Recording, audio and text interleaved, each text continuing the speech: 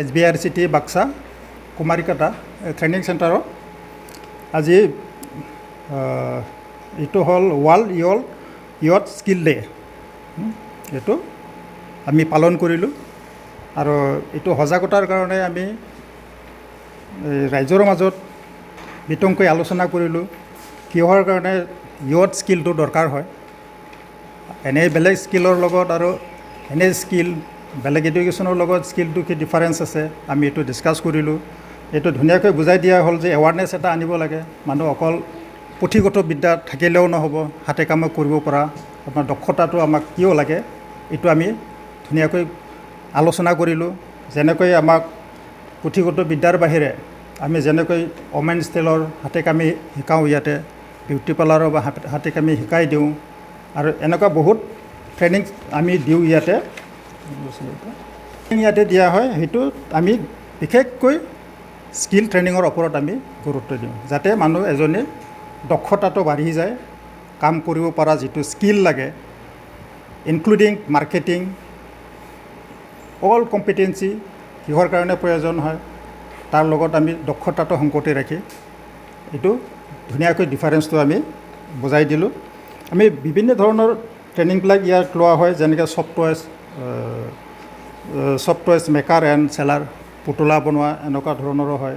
Desktop publishing, computerise যিটো আমাক দক্ষতা লাগে, CCTV কেমেৰা যেনেকুৱা ৰিপেয়াৰিং, এইবিলাক হাতে কামৰ দক্ষতাৰ ভিতৰত আহি যায়।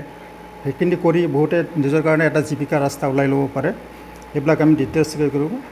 জুৱেলাৰী মেকিং কিছুমান আমাৰ আছে, গহনা আমি যেনেকুৱা অকল সোণৰ বুলি নহয়, ধুনীয়া ধুনীয়া গহনা আমি বেলেগ বেলেগ পদাৰ্থৰে বনাব পাৰি আৰু বেলেগ বেলেগ ডিজাইনৰ বনাব পাৰোঁ।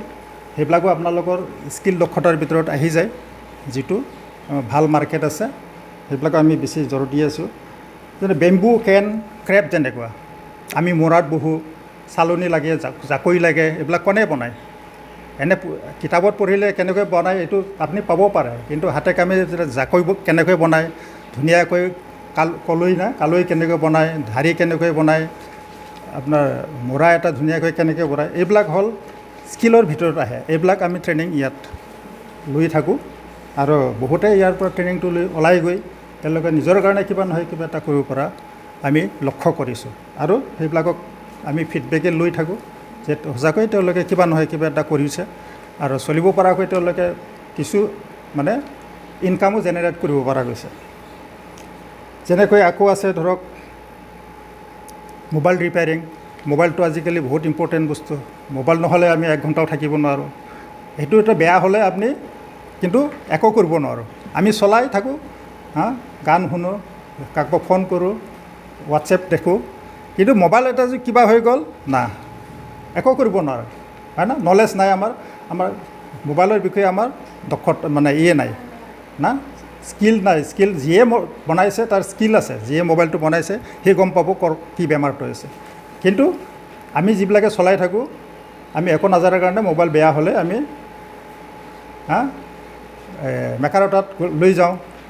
আপোনাৰ এই জেনেৰেল নলেজতকৈ আমাৰ স্কিল ডিফাৰেঞ্চটো আমি বুজাই দিলোঁ। স্কিলটো আমাক যিকোনো দক্ষতাৰ কাৰণে আমি দক্ষতা বুলি ক'ব লাগিব। স্কিল মানে অসমীয়া দক্ষতা ক'ব না। নলেজ আপোনাৰ জ্ঞান থাকিব পাৰে, কিন্তু আপোনাৰ কাম কৰিবলৈ দক্ষতা নাই, সেইটো স্কিল নাই, যাৰ ফলত আপুনি সেইটো কামত আগবাঢ়ি যাব পৰা নাই। তো